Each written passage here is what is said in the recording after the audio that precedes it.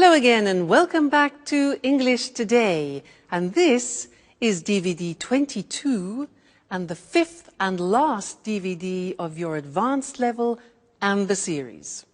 And in this DVD, you will see another 2 episodes of our story, That's Life, followed by some more special TV programs. This time, our sports expert will be talking about Wimbledon.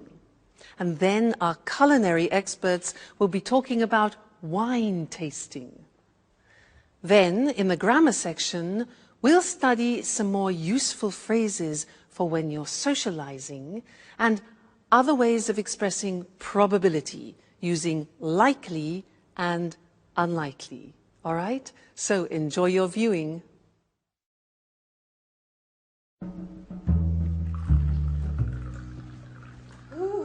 Anne! Hi. I'm so happy you have accepted my invitation. What a strange voice you have. I almost wouldn't have recognized you. It's the thrill. You can't imagine how I've longed for this moment. Oh, really? You don't say. To be truthful, I'm rather emotional myself. Oh, I'm glad you feel that way. Slow down, boy. I really don't want to wake the others. Oh, the others? Never mind. Who cares if they find out? Actually, I'd rather they didn't. You know how I am. I'm shy and reserved. Oh, what a pity. I know. And that's why I'm crazy about you. Reserved with the others. But you are a tiger when it comes to what you want. Come again? Oh, you know exactly what I'm speaking about. Let's light a candle. I want to see your face.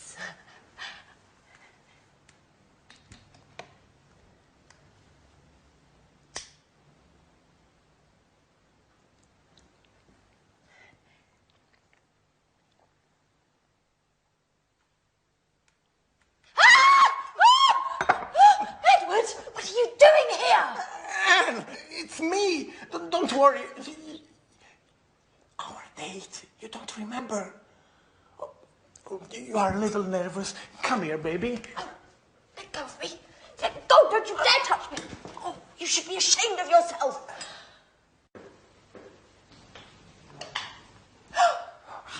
Hey, what's going on in here? Edward? No. Anne? Oh, now I understand everything. Thanks a lot, Anne. What a great friend you are. No. What an idiot I was to confide in you. No, really, Alice, it's not like you think. Oh, and what am I supposed to think then? It seems pretty clear to me. No, really. Let me explain. I thought it would be Jack. What does Jack have to do with it? Why did you leave me this note in my napkin the other day? Edward, it was me who wrote you that note. I can't believe you don't get it. But the poetry and the roses, that was you.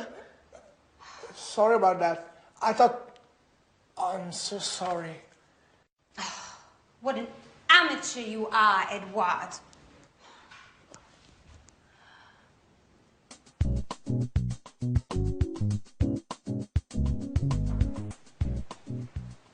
Hey, Anne. Hi. Have you read the paper? There's an article about Peter. Our singer has become famous. No, I haven't read it. To tell you the truth, I'm really not interested. What a pity. It's very interesting. Hey, Alice. Hi, Alice. Take a peek at the paper. There's an article about Peter.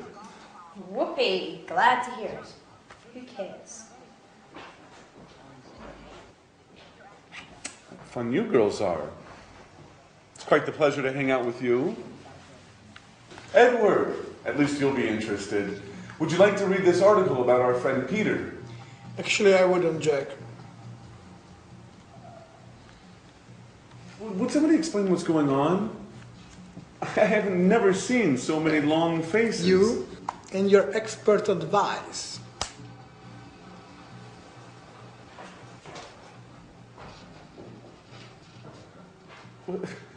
What's eating him? Has he gone star-craving mad? No, Jack, I've gone star-craving mad. Yet again, I played the fool. What an idiot.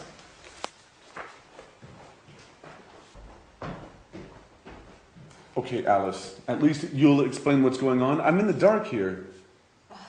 It's a long story, Jack. A horrible mess.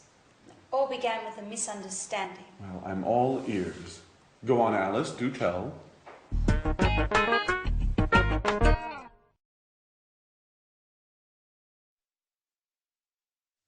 Hello again and welcome back.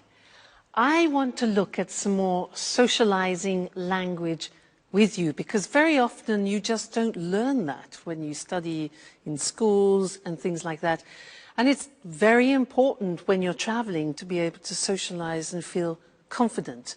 What I'm going to do is, some of the things are new, some of the things you already know. Now, I'm going to say something to you, and I want you to think about how we use these particular phrases. All right, so let's start. Now, if I say to you, never mind, don't worry, never mind, don't worry, when do we use that? Yeah, it's often in a situation where, for example, you disturb somebody, you say, oh, I'm terribly sorry, because you pour red wine on their trousers or something like that. I'm terribly sorry. The person apologizes and you say, never mind, don't worry. It means for you it's not important. Okay? So, never mind, don't worry. What about this one? If I say, what a pity, or, oh, what a shame. When do I use that? What a pity. What a shame. Yeah, it's to express your disappointment when something happens. Oh, you can't come tonight. What a pity. What a shame. All right, so disappointment. Good. Next one. This is difficult. This is new for you. If I say just as well, what does that mean? You don't know, it's difficult. Just as well has no sense individually. I'll give you an example. It's not going to rain tomorrow. Just as well. And in that situation, just as well means I'm happy about that. That's good. All right, so just as well is like saying that's good. All right, just as well. Great. Next one, sorry about that. Notice we say sorry about that. Okay, that's when you want to apologize about something. Sorry about that. Very common, sorry about that. Next one, this one. Well, fancy that. Well, fancy that. Now this we use when we want to express surprise. Fancy that. He won the competition. Really? Fancy that. Okay, good. Next one. You must be joking. You must be joking. Joking, now that is when you don't believe something. You want to express your disbelief. So, for example, England won the World Cup. Oh, come on, you must be joking. Right? Now, this one you do know, so this is revision. When do we say, well, actually, I'd rather you didn't? Well, actually, I'd rather you didn't. You know those golden words, well, actually? Yeah. Somebody asks you something like, do you mind if I smoke? And you want to say no politely, not aggressively. So, well, actually, preparation, psychological preparation for no. Well, actually, I would rather you didn't. Well, actually, I'd rather you didn't. Very important. These are nice. Mind how you go. Take care. Very nice phrases, those. Mind how you go. Take care. We say those mind how you go means be careful when you're traveling. When somebody is leaving you and saying goodbye, we wish them that. Take care, mind how you go. It means look after yourself, all right? And the last one is cheers. Now, cheers is something we usually use when we're drinking. Two people, cheers. But now we also use it in a familiar way to say goodbye. Cheers. So that's what I'll say to you now. We've finished our socializing lesson. So cheers. See you in the next lesson.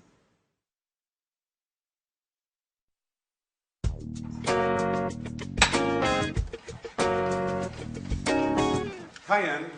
Have you got a minute? Hi, Jack. I'd like to have a word. You've probably already heard the sordid story. Yes.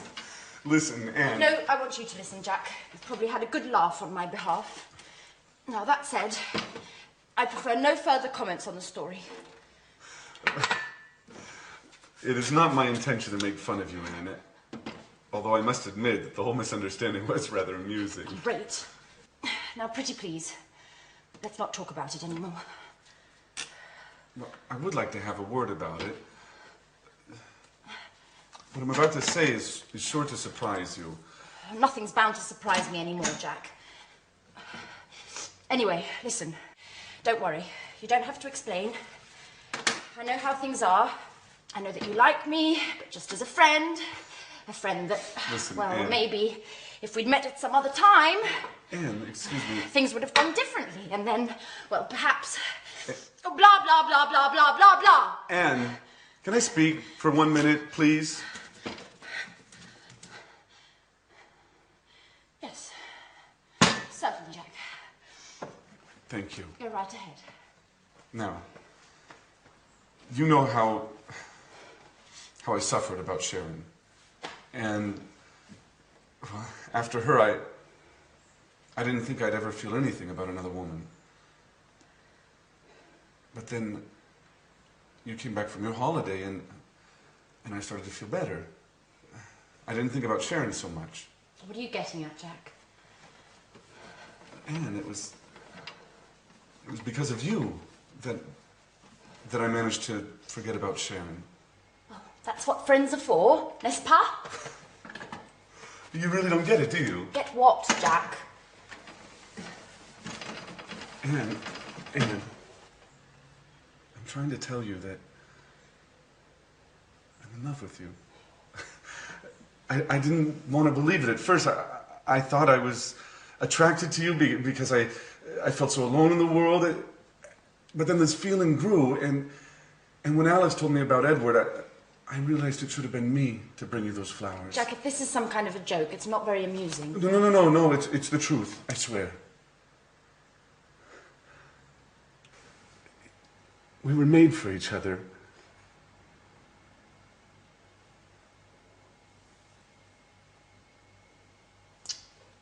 I should have realized it sooner. I'm sorry. Well, Jack!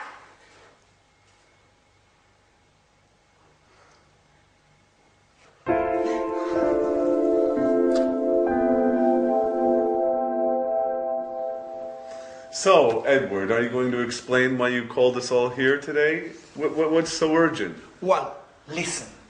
Something marvelous has happened, to say the least.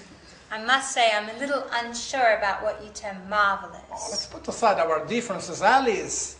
We should all be happy today. Oh, just a moment. Yep. Oh, great. Great. Don't worry. They are certain to accept. I've already spoken with the group. Yeah. They are bound to be here any moment. Yeah. We'll be sure to get the details later. Bye-bye. Edward, do you plan on telling us what's going on? Well, you all remember that I was in touch with the producer to propose what I've filmed with you in this house. Yes, and? He ate it up. He loved you all. The house, your daily gossip, your relationships. Oh, great. They have already arrived. Excuse me for a moment. I'll get it. Who's arrived? Who? Come in. This way. Edward, what's going on? Who are these people? people. All done now. Mr. Martin, the producer, has accepted my proposal. We are going to make some TV shows here. And you all are going to be the stars. You are bound to become famous. And I've already come up with the title. At Home with Anne. What do you think? Oh my God.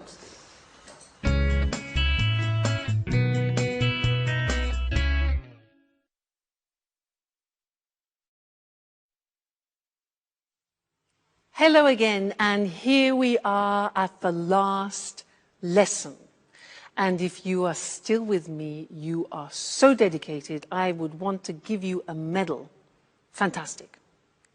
So in this last lesson, I want to say a couple more things about probability and improbability, because it's very important to have and to understand a couple of these words which I don't think you've heard before. So we'll go to the screen to look at these words because they're quite complicated. So, probability and improbability. Look at the screen. We can use two words, unlikely and likely. Have you ever heard of those? Unlikely and likely? No, maybe not. Let me show you how they work. I can say to you, if, for example, let's take my sister. My sister is a gymnast.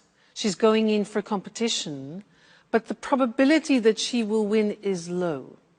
So to say that in English, I can say she's unlikely to win. Look at that structure. It's the verb to be plus unlikely plus the infinitive. So if I say to you, my sister is unlikely to win the competition, it means the probability is low. All right, so she's unlikely to win. Now, I can increase that negative probability by saying it's highly unlikely. For example, the weather. Let's say the weather. The weather is bad and the chances that it will be improved tomorrow, negative.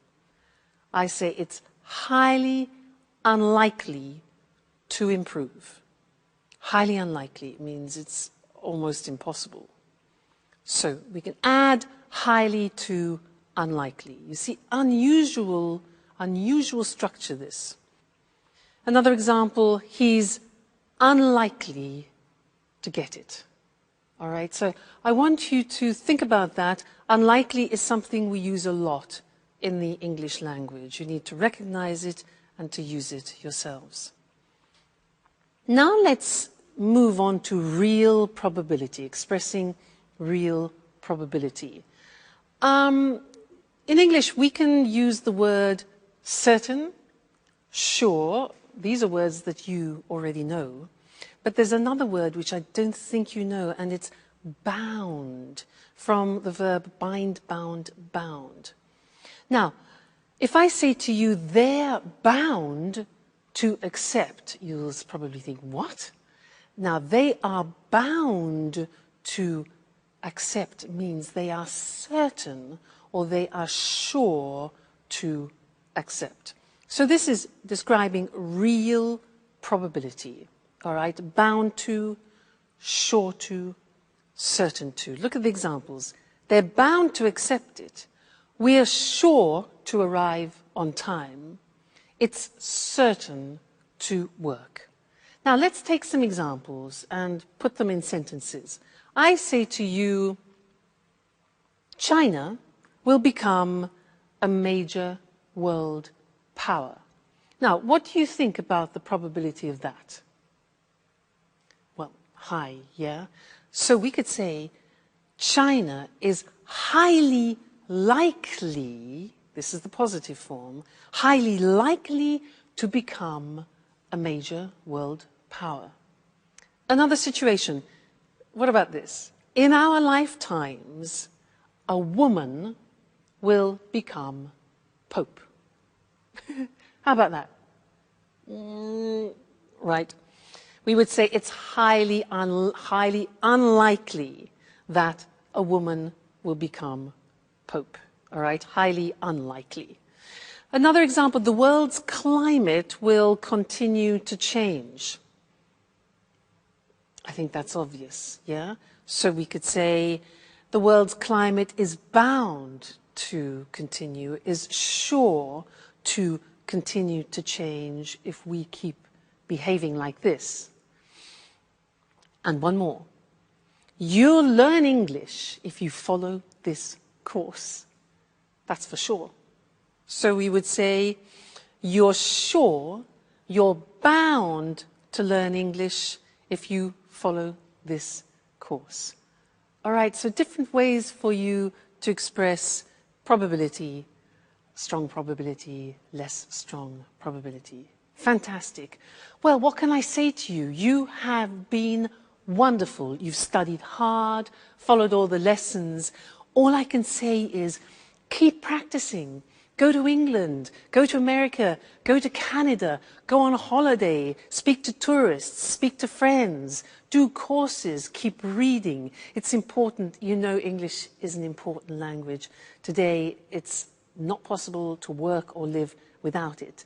So thank you for being such great students. And who knows, maybe you and I will bump into each other in a street in London. Well, I hope so. So take care. Look after yourselves, and good luck with your English, okay? Bye, and thanks again.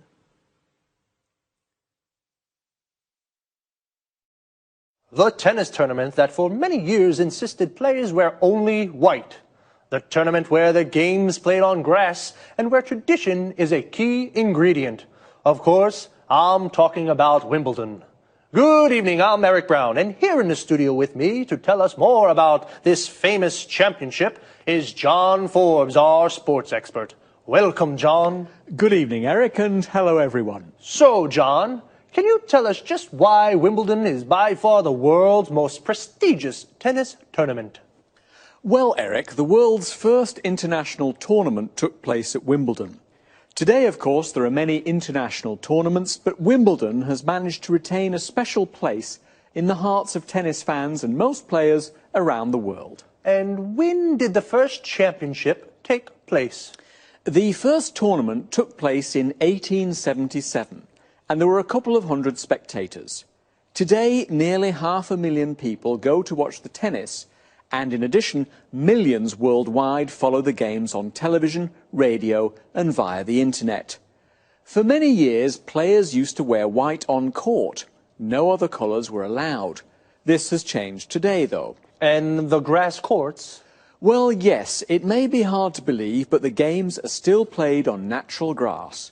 Obviously, a great deal of care and attention goes into getting the grass to the state of perfection. For example? For example, 1 ton of grass seed and 3 million litres of water a year, and a team of 14 groundsmen. 14? Yes, 14. But you know, Wimbledon's famous grass surface can cause problems. What sort of problems? Today, very few top-level championships are played on grass. The world's top players just aren't used to playing on grass anymore. And some top players really dislike grass. Were grass courts more common in the past? Yes, they were. 3 of the 4 Grand Slam tournaments used to be played on grass. I guess the one exception was the Roland Garros tournament in Paris. That's always been played on clay, right? That's right, Eric, but the Australian and the US Opens, which were originally played on grass, have now switched to surfaces requiring less maintenance, leaving only Wimbledon with a surface on which tennis originated. And what difference does the surface make? Actually, it makes a big difference, Eric. On grass courts, for example, serves can be very, very fast, over 210 kilometres per hour, and the ball tends to bounce lower than on other surfaces, giving attacking players an advantage. And the alternatives? One alternative is the clay surface of the courts of Roland Garros in Paris. Here, compared with Wimbledon, the game tends to be slower and the ball bounces higher, giving the defensive players the advantage. Fascinating. Okay, thank you, John. One last question. Where exactly is Wimbledon? Wimbledon is a pleasant, leafy suburb in southwest London. Obviously, it's famous all around the world for the tennis championships that take place there every summer. Okay, thank you again. Thank you. Goodbye. And goodbye to you, and see you again next week for another edition of Sports Special. Today's topic was one of the most important tennis tournaments in the world. A tournament is a sports competition. Did you know the first Wimbledon Tennis Championship took place in 1877? To take place means to happen in a certain location. A championship is like a tournament. There are a series of games and there is a winner, a champion. Today, Wimbledon has nearly 500,000 spectators. Spectators are people who watch something from a short distance. And millions of viewers follow the championship on TV. Viewers are people who watch something on TV. We can also say to follow something on TV. A person who plays tennis is called a tennis player. Tennis is played on a tennis court. The Wimbledon Championships are played on grass courts. Tennis courts with a grass surface. They require a lot of maintenance. Maintenance means care and looking after. The other three famous Grand Slam tournaments are all played on clay courts. A clay court has a fine red earth surface. The first shot in tennis is called a serve. A series of shots between players is called a rally. When the ball hits the ground, we say it bounces. The ball tends to bounce higher on clay courts and it bounces lower on grass courts. To tend to do something, this means it has a habit of doing something. On grass courts, the game tends to be faster. Wimbledon is a leafy suburb in South London. A suburb is an area of houses away from the city centre. And leafy means there are a lot of trees. That's about it for today. I'll see you on Sports Special next week. Bye-bye. Welcome to all our viewers. Lisa, this is our last show together. I hope you've enjoyed these informal chats as much as I have. Of course, it's been fun for me as well. Now then, what are you going to talk about today? I've received quite a few emails from people who want to learn about wine tasting. You know it's become very trendy these days. Great. I wouldn't mind understanding a little more about wine myself. Let's begin with the right approach to wine. First of all, before drinking it, one should appreciate the taste of wine. There are 3 steps to correct wine tasting: look, smell, and taste. Well, what should one look for? Colour is the first thing. Whites range from green to yellow to brown, and red ones can be pale red to deep brown. Is the colour of wine related to age? The general rule is whites tend to darken with age. It's usually the opposite for red ones. Now tell me, Lisa, why do people tend to swirl their wine before tasting it? For 2 reasons: to observe the body of the wine and smell its aroma. Now, how do aromas of wines differ? Well, there are many different kinds of bouquet. For example, perfumed, spicy, smoky, and toasty. Well, now it's time to taste. Oh, before tasting, how should wines be poured? Let me show you. Still wines, like this one, should be poured towards the centre of the glass. Remember that sparkling wines, on the other hand, should be poured against the side of the glass. Why is that?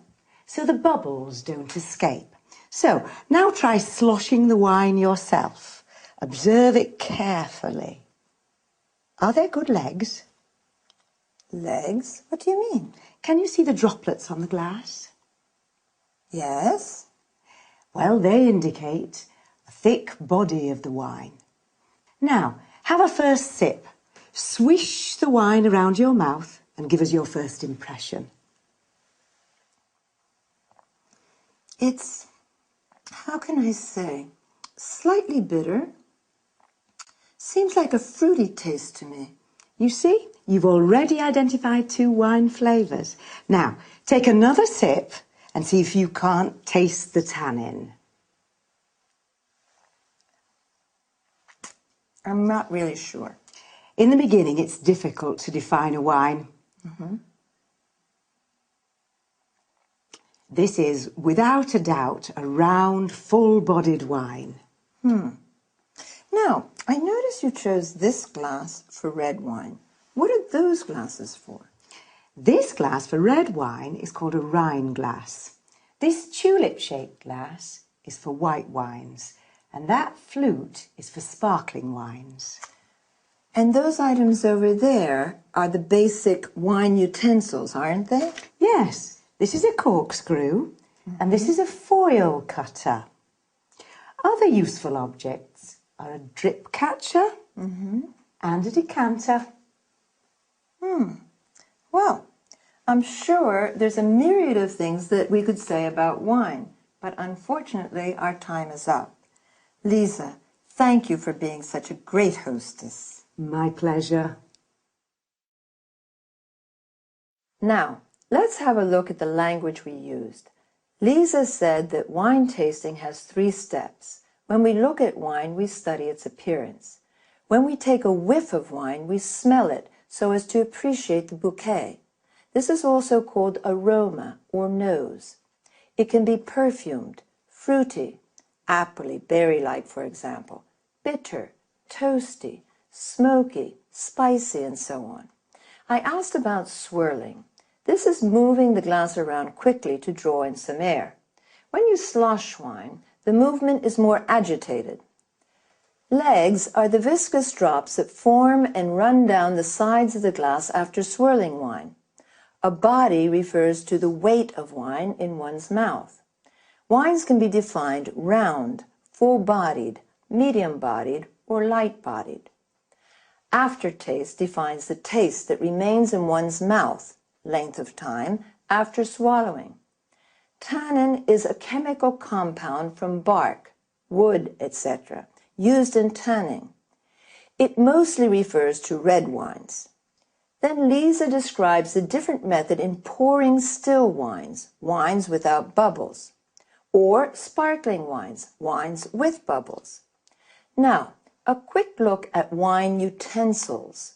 A corkscrew is what we use for pulling corks out of bottles. A drip catcher will avoid drops falling on the tablecloth. To let wines breathe, we use a decanter. Thank you very much for your attention. Goodbye.